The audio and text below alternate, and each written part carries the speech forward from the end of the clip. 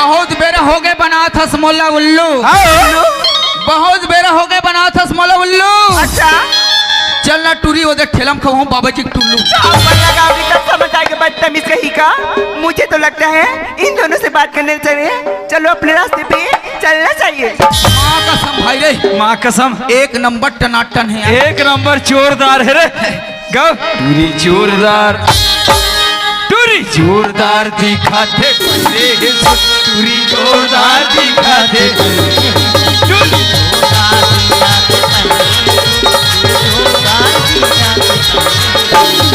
घूमते दीवती यार कोती, घूमते दीवती यार कोती दिखे मचाते। I love you. क्यों ये क्या? अरे मुझे आई लव यू बोलेगी? अरे इतना मार मारूंगा, इतना मार मारूंगा अपना शक्ल भी पहचान नहीं सकेगा। जोरदार क्यों रे?